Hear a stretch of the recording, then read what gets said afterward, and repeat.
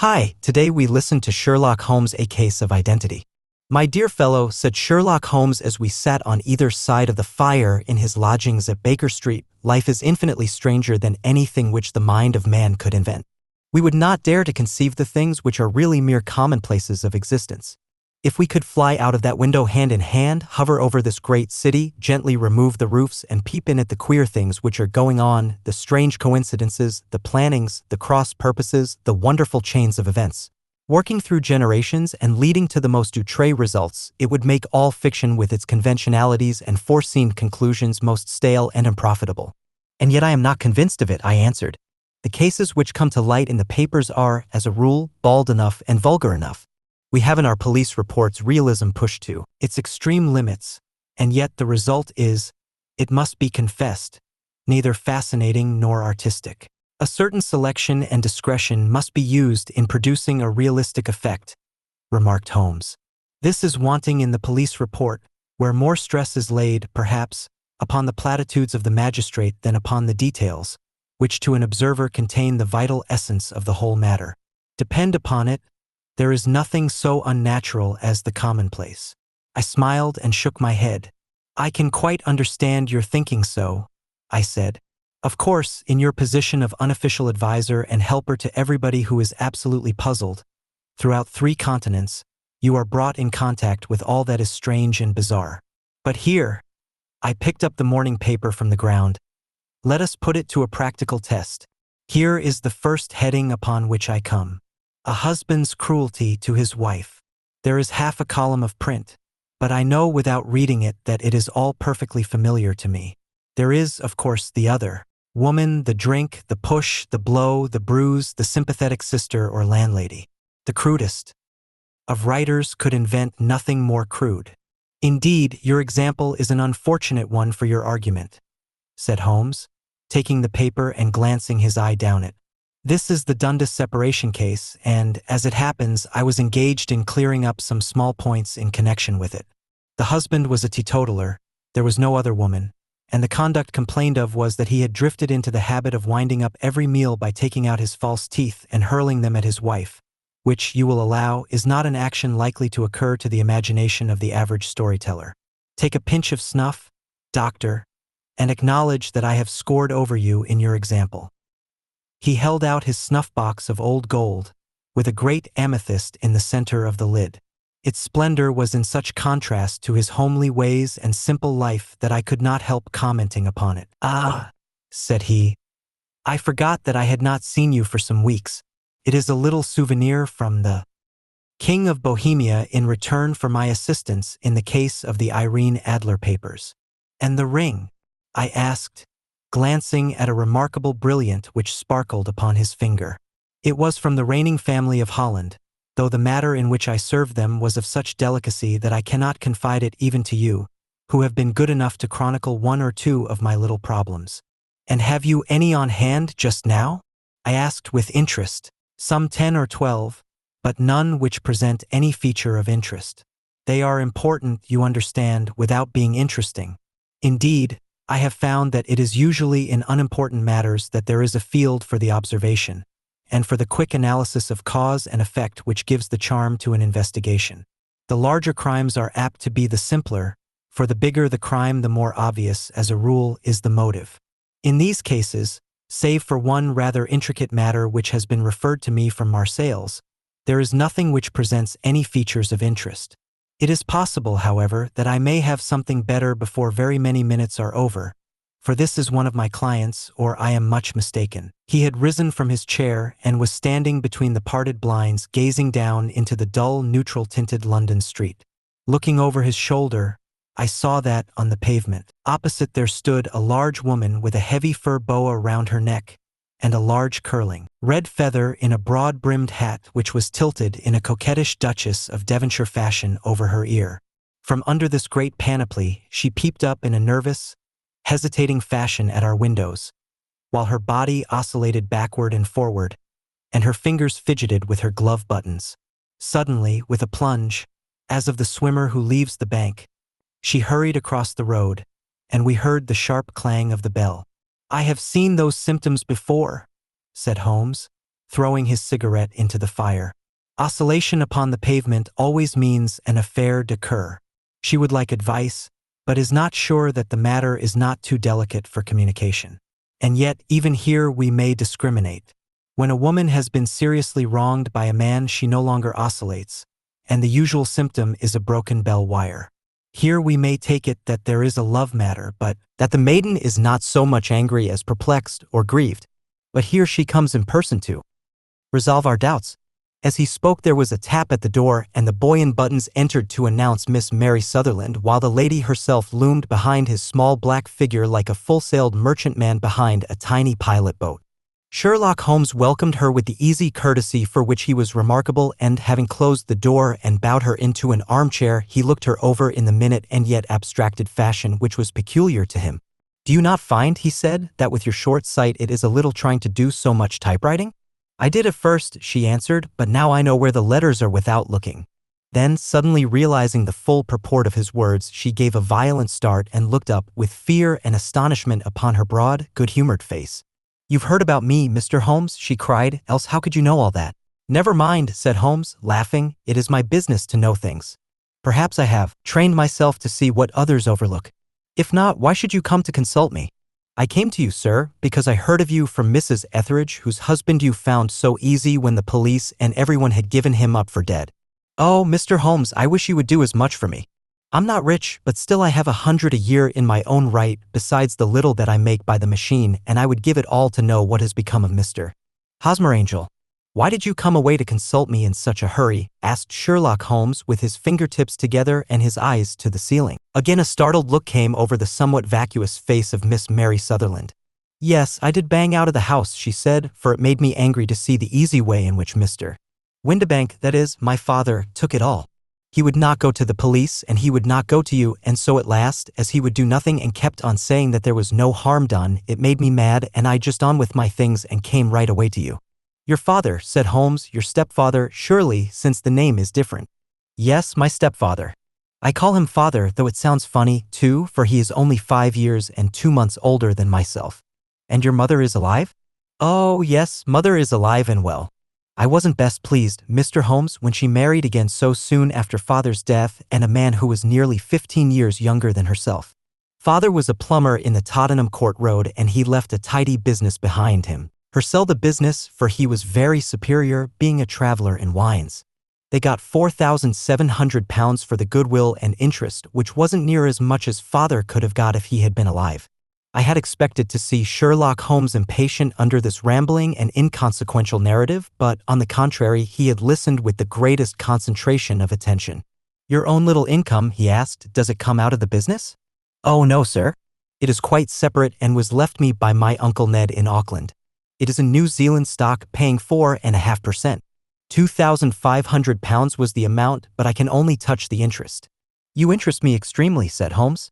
"And since you draw so large a sum as 100 a year, with what you earn into the bargain, you no doubt travel a little and indulge yourself in every way.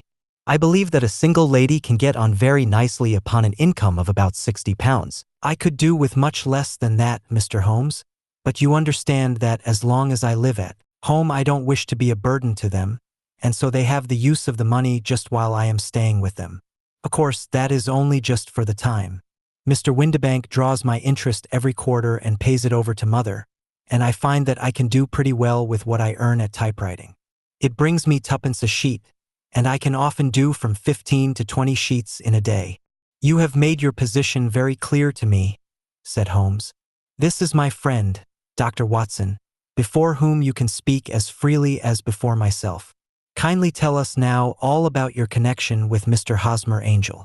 A flush stole over Miss Sutherland's face, and she picked nervously at the fringe of her jacket. "I met him first at the gasfitter's ball," she said. "They used to send father tickets when he was alive, and then afterwards they remembered us and sent them to mother. Mr. Windibank did not wish us to go. He never did wish us to go anywhere. He would get quite mad if I wanted so, much as to join a Sunday school treat.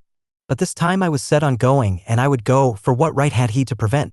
He said the folk were not fit for us to know when all father's friends were to be there. And he said that I had nothing fit to wear when I had my purple plush that I had never so much as taken out of the drawer.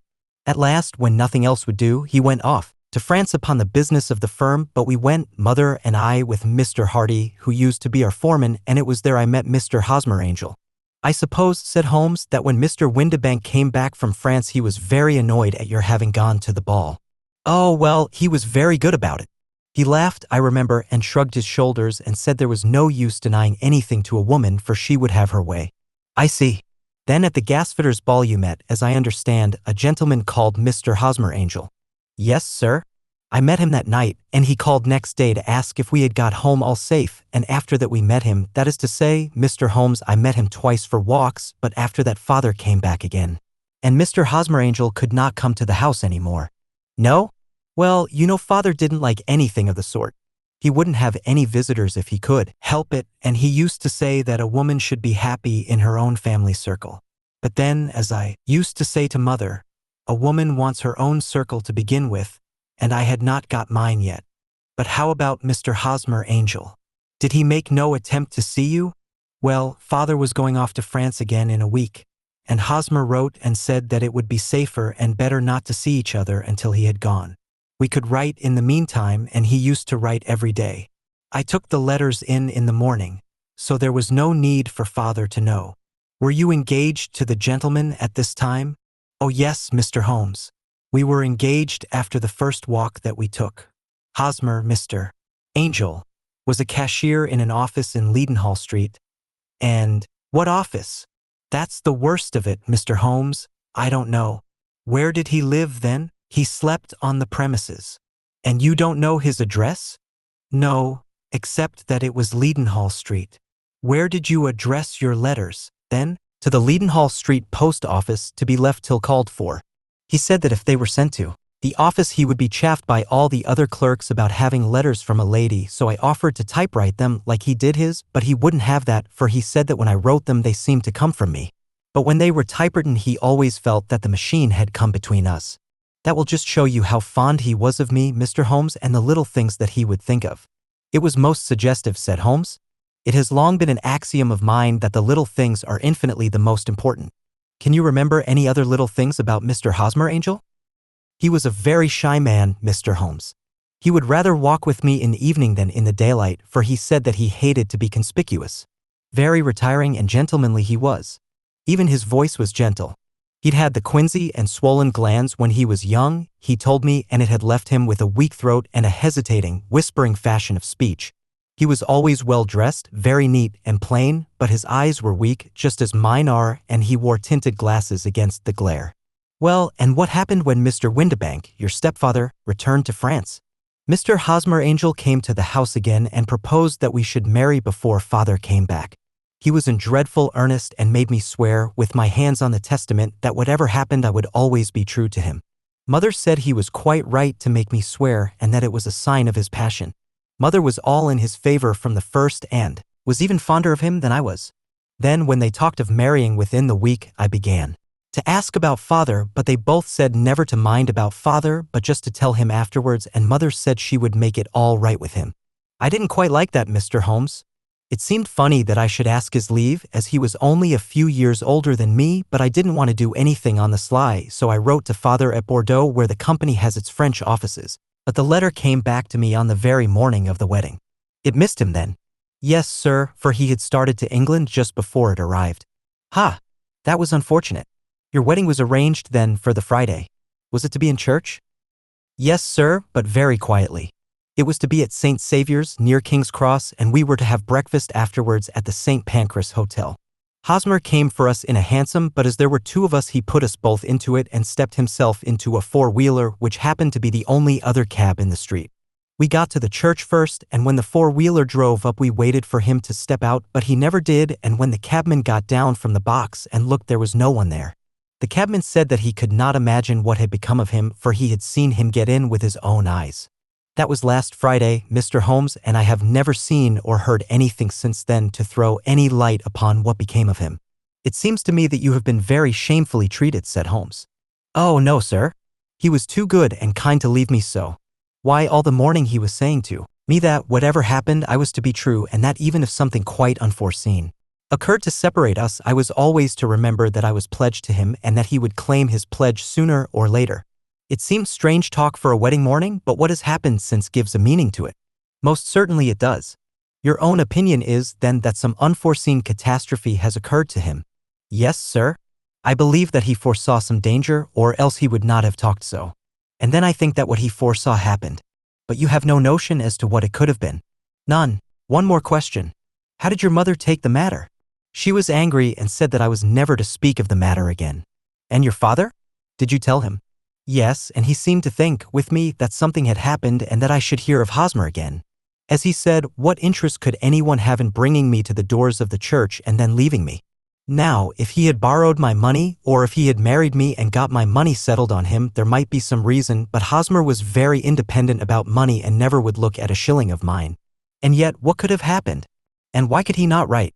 Oh, it drives me half mad to think of it, and I can't sleep a wink at night. She pulled a little handkerchief out of her muff and began to sob heavily into it. I shall glance into the case for you, said Holmes, rising, and I have no doubt that we shall reach some definite result. Let the weight of the matter rest upon me now, and do not let your mind dwell upon it further. Above all, try to let Mr. Hosmer Angel vanish from your memory as he has done from your life. Then you don't think I'll see him again? I fear not. Then what has happened to him? You will leave that question in my hands. I should like an accurate description of him and any letters of his which you can spare. I advertised for him in last Saturday's Chronicle, said she. Here is the slip, and here are 4 letters from him. Thank you. And your address? Number 31 Leon Place, Camberwell. Mr. Angel's address you never had, I understand. Where's your father's place of business? He travels for Westhouse and Marbank, the great claret importers of Fenchurch Street. Thank you. You have made your statement very clearly. You will leave the papers here and remember the advice which I have given you. Let the whole incident be a sealed book and do not allow it to affect your life.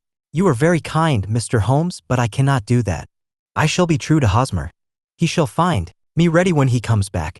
For all the preposterous hat and the vacuous face, there was something noble in the simple faith of our visitor which compelled our respect. She laid her little bundle of papers upon the table and went her way, with a promise to come again whenever she might be summoned. Sherlock Holmes sat silent for a few minutes with his fingertips still pressed together, his legs stretched out in front of him and his gaze directed upward to the ceiling. Then he took down from the rack the old and oily clay pipe, which was to him as a counselor, and having lit it, he leaned back in his chair with the thick blue cloud wreaths spinning up from him and a look of infinite languor in his face. Quite an interesting study, that maiden, he observed. I found her more interesting than her little problem, which, by the way, is rather a trite one. You will find parallel cases if you consult my index in Andover in '77, and there was something of the sort at The Hague last year. Old as is the idea, however, there were 1 or 2 details which were new to me. But the maiden herself was most instructive. You appeared to read a good deal upon her which was quite invisible to me, I remarked. Not invisible but unnoticed, Watson. You did not know where to look, and so you missed all that was important. I can never bring you to realize the importance of sleeves, the suggestiveness of thumbnails, or the great issues that may hang from a bootlace. Now, what did you gather from that woman's appearance? Describe it. Well, she had a slate-colored, broad-brimmed straw hat, with a feather of a brickish red. Her jacket was black, with black beads sewn upon it, and a fringe of little black jet ornaments. Her dress was brown, rather darker than coffee color, with a little purple plush at the neck and sleeves. Her gloves were grayish and were worn through at the right forefinger. Her boots I didn't observe. She had small round, hanging gold earrings, and a general air of being fairly well-to-do in a vulgar, comfortable, easygoing way. Sherlock Holmes clapped his hands softly together and chuckled. "'Pon my word, Watson, you are coming along wonderfully. You have really done very well indeed. It is true that you have missed everything of importance, but you have hit upon the method, and you have a quick eye for color. Never trust to general impressions, my boy, but concentrate yourself upon details. My first glance is always at a woman's sleeve. In a man it is perhaps better first to take the knee of the trouser. As you observe, this woman had plush upon her sleeves, which is a most useful material for showing traces. The double line a little above the wrist, where the typewriter presses against the table, was beautifully defined. The sewing machine of the hand type leaves a similar mark, but only on the left arm and on the side of it farthest from the thumb instead of being right across the broadest part as this was. I then glanced at her face and, observing the dint of a pince-nez at either side of her nose, I ventured a remark upon short sight and typewriting which seemed to surprise her. It surprised me. But surely it was obvious. I was then much surprised and interested on glancing down to observe that, though the boots which she was wearing were not unlike each other, they were really odd ones, the one having a slightly decorated toe cap and the other a plain one. One was buttoned only in the 2 lower buttons out of 5 and the other at the 1st, 3rd, and 5th. Now, when you see that a young lady, otherwise neatly dressed, has come away from home with odd boots, half-buttoned, it is no great deduction to say that she came away in a hurry. And what else? I asked, keenly interested as I always was by my friend's incisive reasoning. I noted in passing that she had written a note before leaving home, but after being fully dressed. You observed that her right glove was torn at the forefinger, but you did not apparently see that both glove and finger were stained with violet ink. She had written in a hurry and dipped her pen too deep. It must have been this morning, or the mark would not remain clear upon the finger. All this is amusing, though rather elementary, but I must go back to business, Watson. Would you mind reading me the advertised description of Mr. Hosmer, Angel? I held the little printed slip to the light. Missing, it said, on the morning of the 14th, a gentleman named Hosmer, Angel. About 5 feet 7 in height, strongly built, sallow complexion, black hair, a little bald in the center, bushy, black side whiskers and mustache, tinted glasses, slight infirmity of speech. Was dressed, when last seen, in black frock coat faced with silk, black waistcoat, gold Albert chain, and gray Harris tweed trousers with brown gaiters over elastic-sided boots. Known to have been employed in an office in Leadenhall Street. Anybody bringing N.C. N.C. That will do, said Holmes. As to the letters, he continued, glancing over them, they are very commonplace. Absolutely no clue in them to Mr. Angel, save that he quotes Balzac once. There is one remarkable point, however, which will no doubt strike you. They are typewritten, I remarked. Not only that, but the signature is typewritten. Look at the neat little Hosmer Angel at the bottom. There is a date, you see, but no superscription except Leadenhall Street, which is rather vague. The point about the signature is very suggestive, in fact, we may call it conclusive. Of what? My dear fellow, is it possible you do not see how strongly it bears upon the case? I cannot say that I do, unless it were that he wished to be able to deny his signature if an action for breach of promise were instituted. No, that was not the point. However, I shall write 2 letters which should settle the matter. One is to a firm in the city, the other is to the young lady's stepfather, Mr. Windibank, asking him whether he could meet us here at 6 o'clock tomorrow evening. It is just as well that we should do business with the male relatives. And now, Doctor, we can do nothing until the answers to those letters come, so we may put our little problem upon the shelf for the interim.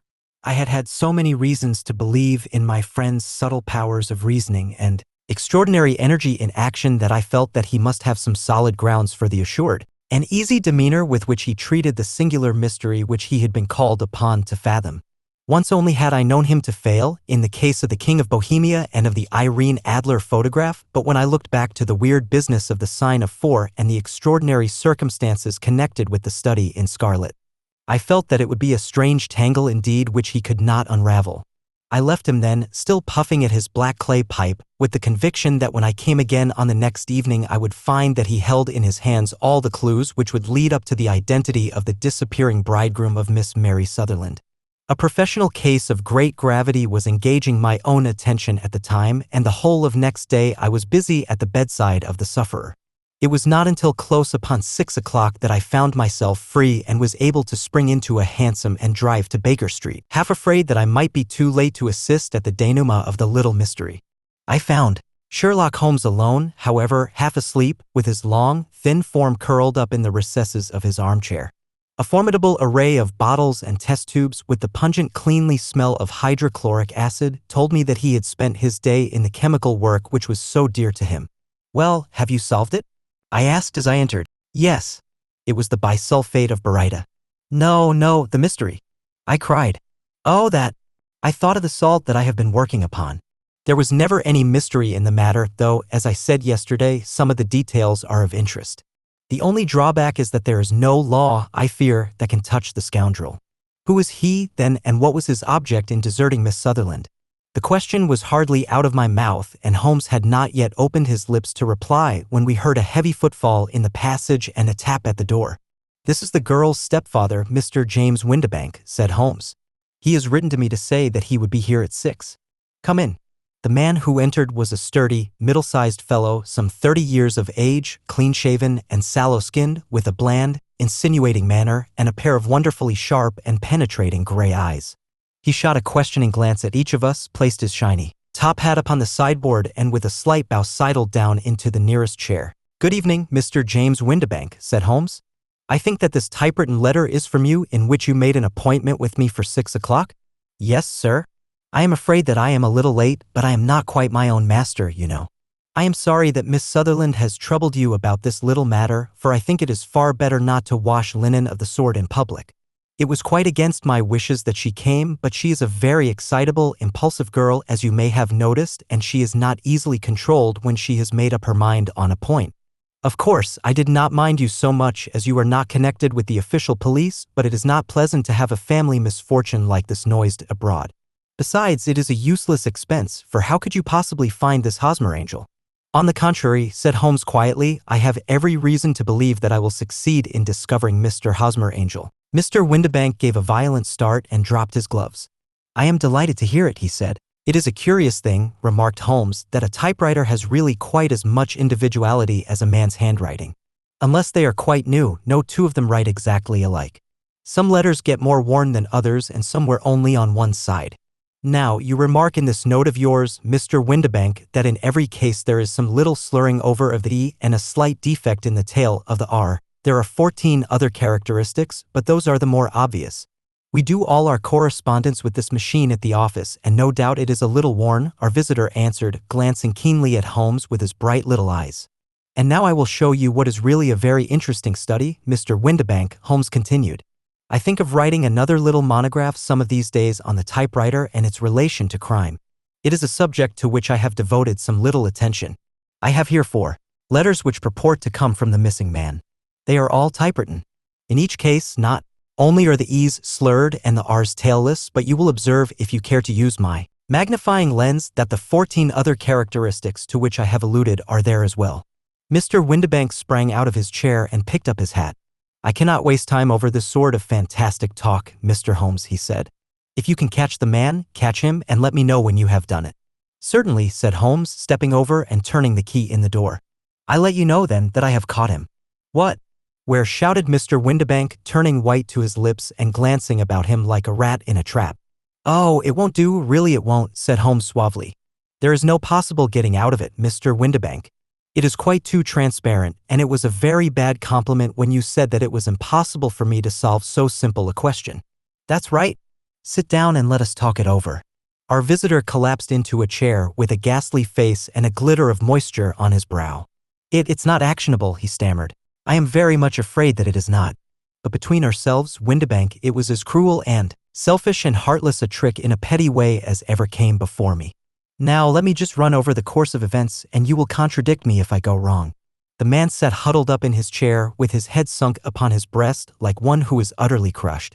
Holmes stuck his feet up on the corner of the mantelpiece and, leaning back with his hands in his pockets, began talking, rather to himself, as it seemed, than to us. "The man married a woman very much older than himself for her money," said he, "and he enjoyed the use of the money of the daughter as long as she lived with them. It was a considerable sum for people in their position, and the loss of it would have made a serious difference. It was worth an effort to preserve it. The daughter was of a good, amiable disposition, but affectionate and warm-hearted in her ways, so that it was evident that with her fair personal advantages and her little income she would not be allowed to remain single long. Now her marriage would mean, of course, the loss of 100 a year, so what does her stepfather do to prevent it? He takes the obvious course of keeping her at home and forbidding her to seek the company of people of her own age. But soon he found that that would not answer forever. She became restive, insisted upon her rights, and finally announced her positive intention of going to a certain ball. What does her clever stepfather do then? He conceives an idea more creditable to his head than to his heart. With the connivance and assistance of his wife, he disguised himself, covered those keen eyes with tinted glasses, masked the face with a mustache and a pair of bushy whiskers, sunk that clear voice into an insinuating whisper, and doubly secure on account of the girl's short sight, he appears as Mr. Hosmer Angel and keeps off other lovers by making love himself. It was only a joke at first, groaned our visitor. We never thought that she would have been so carried away. Very likely not. However that may be, the young lady was very decidedly carried away, and, having quite made up her mind that her stepfather was in France, the suspicion of treachery never for an instant entered her mind. She was flattered by the gentleman's attentions, and the effect was increased by the loudly expressed admiration of her mother. Then Mr. Angel began to call, for it was obvious that the matter should be pushed as far as it would go if a real effect were to be produced. There were meetings and an engagement, which would finally secure the girl's affections from turning towards anyone else. But the deception could not be kept up forever. These pretended journeys to France were rather cumbrous. The thing to do was clearly to bring the business to an end in such a dramatic manner that it would leave a permanent impression upon the young lady's mind and prevent her from looking upon any other suitor for some time to come. Hence those vows of fidelity exacted upon a testament, and hence also the allusions to a possibility of something happening on the very morning of the wedding. James Windibank wished Miss Sutherland to be so bound to Hosmer Angel, and so uncertain as to his fate. For 10 years to come, at any rate, she would not listen to another man. As far as the church door he brought her, and then, as he could go no farther, he conveniently vanished away by the old trick of stepping in at one door of a four-wheeler and out at the other. I think that was the chain of events, Mr. Windibank. Our visitor had recovered something of his assurance while Holmes had been talking, and he rose from his chair now with a cold sneer upon his pale face. It may be so, or it may not, Mr. Holmes, said he, but if you are so very sharp you ought to be sharp enough to know that it is you who are breaking the law now and not me. I have done nothing actionable from the first, but as long as you keep that door locked you lay yourself open to an action for assault and illegal constraint. The law cannot, as you say, touch you, said Holmes, unlocking and throwing open the door, yet there never was a man who deserved punishment more. If the young lady has a brother or a friend, he ought to lay a whip across your shoulders. By Jove, he continued, flushing up at the sight of the bitter sneer upon the man's face. It is not part of my duties to my client, but here's a hunting crop handy, and I think I shall just treat myself to. He took 2 swift steps to the whip, but before he could grasp it there was a wild clatter of steps upon the stairs, the heavy hall door banged, and from the window we could see Mr. James Windibank running at the top of his speed down the road. There's a cold-blooded scoundrel, said Holmes, laughing, as he threw himself down into his chair once more. That fellow will rise from crime to crime until he does something very bad, and ends on a gallows. The case has, in some respects, been not entirely devoid of interest. I cannot now entirely see all the steps of your reasoning, I remarked. Well, of course it was obvious from the first that this Mr. Hosmer Angel must have some strong object for his curious conduct, and it was equally clear that the only man who really profited by the incident as far as we could see was the stepfather. Then the fact that the 2 men were never together but that the one always appeared when the other was away was suggestive. So were the tinted spectacles and the curious voice, which both hinted at a disguise, as did the bushy whiskers. My suspicions were all confirmed by his peculiar action in typewriting his signature, which, of course, inferred that his handwriting was so familiar to her that she would recognize even the smallest sample of it. You see, all these isolated facts, together with many minor ones, all pointed in the same direction. And how did you verify them? Having once spotted my man, it was easy to get corroboration. I knew the firm for which this man worked. Having taken the printed description, I eliminated everything from it which could be the result of a disguise, the whiskers, the glasses, the voice, and I sent it to the firm with a request that they would inform me whether it answered to the description of any of their travelers. I had already noticed the peculiarities of the typewriter, and I wrote to the man himself at his business address asking him if he would come here. As I expected, his reply was typewritten and revealed the same trivial but characteristic defects. The same post brought me a letter from Westhouse and Marbank of Fenchurch Street to say that the description tallied in every respect with that of their employee, James Windibank. Voila tout! And Miss Sutherland? If I tell her she will not believe me. You may remember the old Persian saying, there is danger for him who taketh the tiger cub, and danger also for whoso snatches a delusion from a woman. There is as much sense in Hafiz as in Horace and as much knowledge of the world. It will be a huge help if you would subscribe to my channel. Thank you.